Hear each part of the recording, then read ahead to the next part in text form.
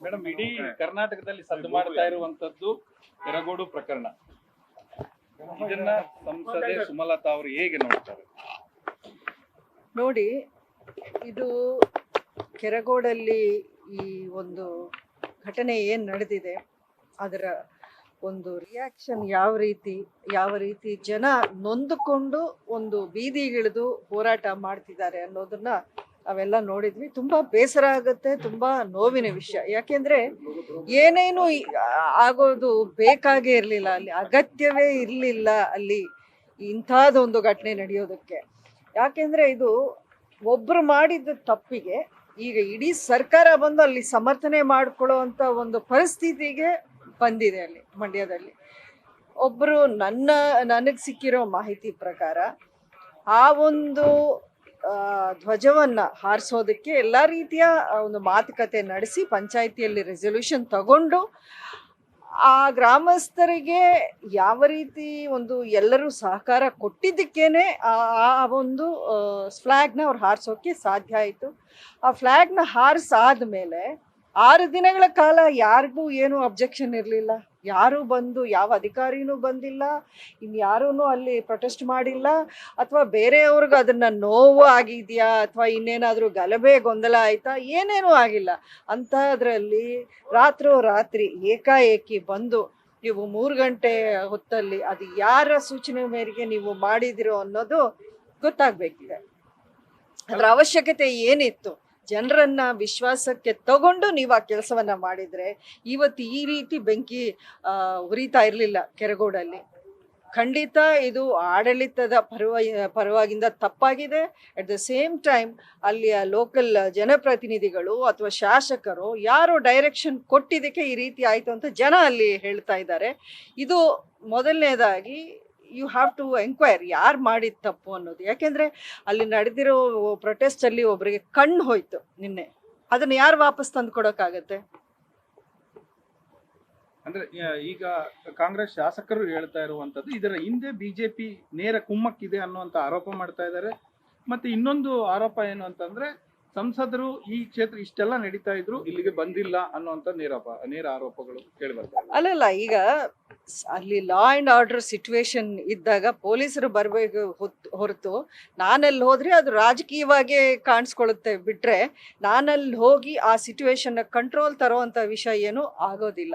ಅಂದರೆ ಎಲ್ಲರೂ ಹೋಗಿ ಕಾಣಿಸ್ಕೊಳ್ಬೇಕು ಅನ್ನೋದಾದರೆ ಕರೆಕ್ಟು. ನಾನು ಬೇಕು ಅಂತಲೇ ಆ ಒಂದು ಸ್ಥಳಕ್ಕೆ ಹೋಗಿಲ್ಲ. ಯಾಕೆಂದರೆ ಇದರಲ್ಲಿ ಈಗ ಎಲ್ಲ ಪಕ್ಷಗಳು ಬಂದು ಜಾಯಿನ್ ಆಗ್ತಾ ಇದ್ದಾರೆ, ಪ್ರತಿಭಟನೆ ನಡೀತಾ ಇದೆ, ಪ್ರೊಟೆಸ್ಟ್ ನಡೀತಾ ಇದೆ, ಅಪೋಸಿಷನ್ ಆಗಿ ಅವರವರ ಡ್ಯೂಟಿನ ಮಾಡ್ತಾ ಇದ್ದಾರೆ. As an MP I have a different post there. I have constitutionally MP ಆಗಿರೋದ್ರಿಂದ ಪ್ರತಿಭಟನೆಯಲ್ಲಿ ಆ ರೀತಿಯ ಪ್ರತಿಭಟನೆಯಲ್ಲಿ ನಾನು ಭಾಗವಹಿಸೋಕೆ ಆಗೋದಿಲ್ಲ. ಆದ್ರೂ ಜನರ ಒಂದು ಸೆಂಟಿಮೆಂಟ್ ಏನಿದೆ ಅವರೊಂದಿಗೆ ನಾನು ಇದ್ದೀನಿ. ಅಲ್ಲ, ಅಲ್ಲಿ ನೀವು ಬೆಂಬಲಿಸುವಂತಹ ಬಿಜೆಪಿ ಪಕ್ಷ ಒಂದು ದೊಡ್ಡ ಮಟ್ಟದ ಪ್ರೊಟೆಸ್ಟ್ ತೆಗಿತು. ಅದರ ಜೊತೆಗೆ ಮಾಜಿ CM ಕುಮಾರಸ್ವಾಮಿ ಅವರು ಕೂಡ ಭಾಗಿಯಾಗಿದ್ರು, ನೀವು ಬೆಂಬಲಿಸಿದ್ರು ಆ ಪ್ರತಿಭಟನೆಗೆ, ಮತ್ತೆ ಸರ್ಕಾರದ ಕ್ರಮವನ್ನ ಅಥವಾ ಅಲ್ಲಿ ನಡ್ಕೊಂಡಂತ ರೀತಿಯನ್ನ ಖಂಡಿಸಿದ್ರು ಅವರು. ನೋಡಿ, ನಾನು ಇವತ್ತು ಇಲ್ಲಿ ನಿಂತ್ಕೊಂಡು ಇಡೀ ಸರ್ಕಾರ ನಿಂತ್ಕೊಂಡು ಈ ಕೆಲಸ ಮಾಡಿದೆ ಅಂತ ನಾನು ಹೇಳ್ತಾ ಇಲ್ಲ. I want to be fair in this. ಆದರೆ ಅಲ್ಲಿ ಮಂಡ್ಯ ಶಾಸಕರು ಇದರಲ್ಲಿ ಇನ್ವಾಲ್ವ್ ಆಗಿದ್ದಾರೆ ಅನ್ನೋದು ಪ್ರತಿಯೊಬ್ಬರ ಹೇಳಿಕೆ. ಅಲ್ಲಿ ಗ್ರಾಮಸ್ಥರು, ನಾನು ಮಾತಾಡಿರೋರು ಎಲ್ಲರೂ ಅದೊಂದೇ ಮಾತು ಹೇಳ್ತಾ ಇದ್ದಾರೆ. ಆ ಒಂದು ಕಾರ್ಯಕ್ರಮಕ್ಕೆ ಶಾಸಕರನ್ನ ಕರೆದಿರಲಿಲ್ಲ. ಆ ಒಂದು ಕಾರಣಕ್ಕೆ ಅವರು ಈ ರೀತಿ ರಾಜಕಾರಣ ಮಾಡಿ ಆ ಒಂದು ಅಧಿಕಾರಿಗಳಿಗೆ ಒಂದು ಪ್ರೆಷರ್ ಹಾಕಿ ಆ ರಾತ್ರಿ ಇಲ್ಲಾಂದರೆ ಅಷ್ಟು 3 ಗಂಟೆ ಬೆಳಗ್ಗೆ ಹೊತ್ತು ಯಾರು ಹೋಗಿ ಕೆಲಸ ಮಾಡ್ತಾರೆ? ಯಾಕೆ ನಿಮಗೆ ಗ್ರಾಮಸ್ಥರು, ಪಂಚಾಯತಿ ಎಲ್ಲಾನು ಅಲ್ಲಿ 18 ಜನ ಗ್ರಾಮ ಪಂಚಾಯತಿ ಸದಸ್ಯರು ಅಲ್ಲಿ ಒಪ್ಪಿಗೆ ಕೊಟ್ಟ ಮೇಲೆ ನೀವು ಅವರನ್ನು ಕರೆದು ಕೂರಿಸಿ ಮಾತಾಡಿ ಒಳ್ಳೆ ತಂದಲ್ಲಿ ಮಾಡ್ಬೋದಾಗಿತ್ತು. Why did you let this flare up? ಅಲ್ಲ, ಈ ಕಾಂಗ್ರೆಸ್ ಒಂದು ಪಟ್ಟಿಯನ್ನ ಮಾಡ್ತಾ ಇರುವಂಥದ್ದು ಏನಂದ್ರೆ ಯಾವತ್ತು ಅವರು ಪರ್ಮಿಷನ್ ತಗೊಂಡ್ರು, ಈ ಕಂಬ ಹಾಕುವಂತ ಸಂದರ್ಭದಲ್ಲಿ ಏನಕ್ಕಂತ ಪರ್ಮಿಷನ್ ತಗೊಂಡ್ರು, ಈಗ ಏನ್ ಮಾಡ್ತಾ ಇದ್ದಾರೆ ಅನ್ನುವಂಥದ್ದು ಒಂದು. ಎರಡನೇ ಪ್ರಶ್ನೆ ಏನು ಅಂತ ಅಂದ್ರೆ ಇದನ್ನ ಮಾಡೋದಕ್ಕೂ ಮುಂಚೆ ಅಂದ್ರೆ ಯಾಕೆ ನಾವು ಈ ತೆಗಿಯಕ್ ಕಾರಣ ಆಯ್ತು ಅನ್ನೋದಾದ್ರೆ ಕೆಲವು ಸಂಘಟನೆಗಳು ಬಂದು ನಾವು ಕೂಡ ಆರಿಸ್ತೀವಿ, ನಮಗೂ ಪರ್ಮಿಷನ್ ಕೊಡಿ ಅನ್ನೋಂಥ ಶುರುವಾಯಿತು. ಹಾಗಾಗಿ ಯಾರಿಗೂ ಬೇಡ ಅನ್ನೋಂಥ ಕಾಲಕ್ಕೆ ಪೊಲೀಸರು ಮುಂದಾದ್ರು ಅನ್ನೋಂಥ ಮಾಹಿತಿಗಳು. ನೋಡಿ, ಇನ್ ಮುಂದಕ್ಕೆ ಅವ್ರು ಯಾವ ರೀತಿಯ ತೀರ್ಮಾನ ತಗೊಳ್ಳೋದು ಬಿಡೋದು ಅದು ಅವ್ರಿಗೆ ಬಿಟ್ಟಿದ್ದು. ನಾನು ಐ ಡೋಂಟ್ ವಾಂಟ್ ಟು ಅದು ತುಂಬ ಡಿಬೇಟ್ ಮಾಡಿದ್ರೆ ತುಂಬ ಲೆಂತಿ ಸಬ್ಜೆಕ್ಟ್ ಆಗ್ಬಿಡುತ್ತೆ ಅದು. ಯಾಕೆಂತಂದ್ರೆ ಈಗ ಒಬ್ರು ಒಂದು ಪಂಚಾಯತಿ, ಗ್ರಾಮ ಪಂಚಾಯತಿಲಿ ಎಲ್ಲ ಸದಸ್ಯರು ವಿತೌಟ್ ಅಂದ್ರೆ ಪಾರ್ಟಿ ವೈಸ್ ಅಲ್ಲ, ಗ್ರಾಮ ಪಂಚಾಯತಿ ಅಂದಮೇಲೆ ಪಾರ್ಟಿ ಅನ್ನೋದು ಬರಲ್ಲ, ಸಪೋರ್ಟೆಡ್ ಬೈ ಪಾರ್ಟೀಸ್ ಅಂತ ಬರುತ್ತೆ. ಅದರಲ್ಲಿ ಎಲ್ಲ ಪಾರ್ಟೀಸ್ ಸಪೋರ್ಟೆಡ್ ಮೆಂಬರ್ಸ್ ಇದ್ದಾರೆ, ಅವ್ರು ಎಲ್ಲರೂ ಒಪ್ಪಿಗೆ ಕೊಟ್ಟಿದ್ದಾರೆ.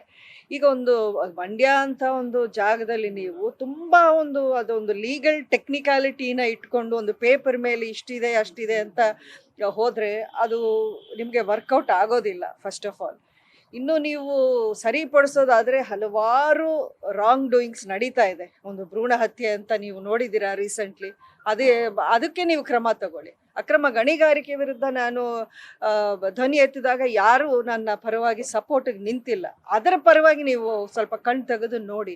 KRS ಡ್ಯಾಮ್ನ ಉಳಿವಿಗೋಸ್ಕರ ನಾನು ಹೋರಾಟ ಮಾಡಿದ್ದೀನಿ, ಆವಾಗಲೂ ನನ್ನ ವಿರುದ್ಧ ಎಲ್ಲರೂ ಮಾತಾಡಿದರೆ ಹೊರತು ಯಾರು ಸಪೋರ್ಟಿವ್ ಆಗಿ ನಿಂತಿಲ್ಲ. ಇಂಥ ವಿಷಯಗಳನ್ನ ಬಿಟ್ಟು ನೀವು ಯಾರಿಗೂ ನೋವು ತಂದಿಲ್ಲ. ಒಂದು ಭಕ್ತಿ ಭಾವನೆ ಇರ್ಬೋದು, ಒಂದು ಜನರ ಆ ರಾಮ ಮಂದಿರದ ಒಂದು ಪ್ರಾಣ ಪ್ರತಿಷ್ಠಾಪನೆ ಇದೆ, ಆ ಒಂದು ಹೊತ್ತಲ್ಲಿ ಅವರೂ ಏನೋ ಸಂಭ್ರಮಾಚರಣೆ ಮಾಡ್ಕೋಬೇಕು ಅನ್ನೋ ಆಸೆಯಿಂದ ಎಲ್ಲರ ಒಪ್ಪಿಗೆಯಿಂದ ಎಲ್ಲರ ಹತ್ರನೂ ಅವರು ದೇಣಿಗೆಯನ್ನ ಸಂಗ್ರಹಿಸಿ ಮಾಡಿರೋವಂಥ ಒಂದು ವಿಷಯ. ಈಗ ಅದನ್ನ ಹೋಗಿ ಇಷ್ಟು ದೊಡ್ಡದಾಗಿ ಮಾಡಿದ್ದು ಸಂಬಡೀಸ್ ಈಗೋ, ಒಬ್ಬರ ಒಂದು ಅಹಂ ಪ್ರತಿಷ್ಠೆಗೆ ಹೋಗಿ ಇಷ್ಟು ದೊಡ್ಡ ಇಶ್ಯೂನ ಅವ್ರು ಮಾಡಿದ್ದಾರೆ.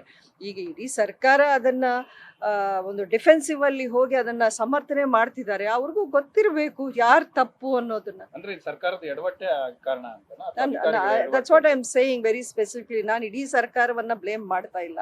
ಖಂಡಿತ ಲೋಕಲ್ MLA ಇಲ್ಲಿ ಎಡವಿದ್ದಾರೆ, ಅದರಲ್ಲಿ ಎರಡನೇ ಮಾತಿಲ್ಲ. ಈಗ ಅವರು ಅದನ್ನ ಕವರ್ ಮಾಡ್ಕೊಳ್ಳೋಕ್ಕೆ ಏನೇನೋ ಅವರು ಬೇರೆ ಬೇರೆ ಪ್ರತ್ಯಾರೋಪ ಮಾಡ್ತಿರಬಹುದು, ಅದು ಅಲ್ಲಿಗೆ ಎಂಡ್ ಆಗೋದಿಲ್ವಲ್ಲ. ಈಗ ಎಲ್ಲರೂ ಸಾಮರಸ್ಯದಿಂದ ಕೂತು ಗ್ರಾಮಸ್ಥರನ್ನ ಒಂದು ವಿಶ್ವಾಸಕ್ಕೆ ತಗೊಂಡು ನೆಕ್ಸ್ಟ್ ಏನು ಅನ್ನೋದನ್ನ ಮಾಡಬೇಕೇ ಹೊರತು ಇದನ್ನ ಇನ್ನೂ ಎಳ್ಕೊಂಡು ಹೋಗೋದು ಸರಿ ಹೋಗಲ್ಲ. ಮೇಡಮ್, ಇದನ್ನ ಹೊರತಾಗಿ ಮಂಡ್ಯ ಕ್ಷೇತ್ರ ಮತ್ತೊಂದಕ್ಕೆ ಈಗ ಕೇಳಿ ಬರ್ತಾ ಇರುವಂತಂದ್ರೆ ಯಾರು ಮುಂದಿನ ಲೋಕಸಭಾ ಸಂಸದರು ಅಂತ. ಅಲ್ಲ, ಯಾರು ಜನ ಯಾರನ್ನ ಆಯ್ಕೆ ಮಾಡ್ತಾರೆ ನೀವು ಡಿಮಾಂಡ್ ಮಾಡ್ತೀರಿ ನಮಗೆ ಅನ್ನುವಂಥದ್ದು. JDS-ನವರು ಆ ಕ್ಷೇತ್ರ JDS ಪಾಲಾಗುತ್ತೆ ಅನ್ನೋಂಥ ಚರ್ಚೆ ಆಗ್ತಾ ಇದೆ. ನೋಡಿ, ನನ್ನ ಆಸೆ ಏನು ಅಂದ್ರೆ ಮಂಡ್ಯಕ್ಕೆ ಮೊದಲನೆಯ BJP ಸಂಸದೆ ನಾನು ಆಗ್ಬೇಕು. ಅದ್ರಲ್ಲಿ ತಪ್ಪೇನಿದೆ? ಐ ಥಿಂಕ್ ನೀವು 2018 ಅಸೆಂಬ್ಲಿ ಎಲೆಕ್ಷನ್ಗೂ ಈ 2023 ನಡೆದಿರೋ ಅಸೆಂಬ್ಲಿ ಎಲೆಕ್ಷನಲ್ಲೂ ನೀವು ನಂಬರ್ಸು ಫಿಗರ್ಸು ತಗೊಂಡ್ರೆ ಎಷ್ಟು ಪರ್ಸೆಂಟೇಜ್ ವೋಟ್ ಶೇರ್ BJPಗೆ ಜಾಸ್ತಿ ಆಗಿದೆ ಇವತ್ತಿನ ದಿನ ಅನ್ನೋದನ್ನ ನೀವು ನೋಡ್ಬೋದು. ಅಫ್ಕೋರ್ಸ್ ಅಸೆಂಬ್ಲಿ ಎಲೆಕ್ಷನ್ ಬೇರೆ ಬೇರೆ ಇಶ್ಯೂಸ್ ಮೇಲೆ ಫೈಟ್ ಆಗಿತ್ತು, ಬಟ್ ಪಾರ್ಲಿಮೆಂಟ್ ಎಲೆಕ್ಷನ್ ಅಂತ ಬಂದಾಗ ಜನನೂ ಅದನ್ನ ಬೇರೆ ದೃಷ್ಟಿಯಿಂದ ನೋಡ್ತಾರೆ. ಹಾಗಾಗಿ ಮೋದಿ ಅವರ ಒಂದು ಈ ನೇತೃತ್ವ ಅಥವಾ ಮೋದಿ ಅವರ ಒಂದು ಇಮೇಜ್, ಅವ್ರಿಗಿರುವಂಥ ಒಂದು ಸ್ಟ್ರೆಂತ್ ಏನಿದೆ ಅದನ್ನ ಮಂಡ್ಯದಲ್ಲೂ ನಾವು ಅದನ್ನ ಬಳಸಿ BJP ಬಾವುಟನ ಹಾರಿಸ್ಬೇಕು ಅನ್ನೋದು ನನ್ನ ಆಸೆ. ಸೊ ಖಂಡಿತ ಐ ಬಿಲೀವ್ ದಟ್ BJP ಆ ಸೀಟ್ನ ಉಳಿಸ್ಕೊಳ್ತಾರೆ. ಅಲ್ಲಿ BJPನ ಅವರು ಒಂದು ಫಸ್ಟ್ ಅಕೌಂಟ್ ಓಪನ್ ಮಾಡ್ತಾರೆ ಆಸ್ ಎನ್ MP ಅಂತ ನನ್ನ ನಂಬಿಕೆ. ಇನ್ನೊಂದು ಮೇಡಮ್, ಅಂದ್ರೆ ಬೆಂಗಳೂರಿಗೆ ಬರ್ತಾರೆ ಸುಮಲತಾ ಅವರು, ನಾರ್ತ್ ಇಂದ ಕಂಟೆಸ್ಟ್ ಮಾಡ್ತಾರೆ ಅನ್ನೋಂಥದ್ದು ಇದೆಲ್ಲ ಬರೀ ಮೀಡಿಯಾಲಿ, ಸೋಷಿಯಲ್ ಮೀಡಿಯಾಲಿ ಬರ್ತಿದೆ ಹೊರತು ನಾನು ಯಾರನ್ನು ಆ ರೀತಿ ಕೇಳಿಲ್ಲ. ನನ್ನಲ್ಲೂ ಯಾರು ಈ ಮಾತನ್ನ ಚರ್ಚೆ ಮಾಡಿಲ್ಲ, ಅದು ನಿಜ. ಯಾಕಂದ್ರೆ ಮೈತ್ರಿ ಪಕ್ಷದ ಪಾಲಾಗುತ್ತೆ, ಹಾಗಾಗಿ ಅವರ ಆಯ್ಕೆ ಇಲ್ಲಿರುತ್ತೆ. ಅಲ್ಲ, ಈ ರೂಮರ್ಸ್ ಸ್ಪೆಕ್ಯುಲೇಷನ್ಸ್ಗೆ ದೇರ್ ಇಸ್ ನೋ ಎಂಡ್. ಪ್ರತಿಯೊಂದಕ್ಕೂ ಇದನ್ನ ನಾನು 2 ವರ್ಷಗಳಿಂದ ನಾನು ಸ್ಪಷ್ಟನೆ ಕೊಡ್ತಾ ಬಂದಿದ್ದೀನಿ. ನನಗೆ ಆ ಇಂಟ್ರೆಸ್ಟ್ ಇಲ್ಲ ಅನ್ನೋದು ಕ್ಲಿಯರ್ಲಿ ನಾನು ಹೇಳಿದ್ದೀನಿ. Only Mandya concentration. ಹೌದು. ನ್ಯೂಸ್ ಫಸ್ಟ್, ನಿರ್ಭೀತಿಯಿಂದ ನಿಮ್ಮ ಪರವಾಗಿ.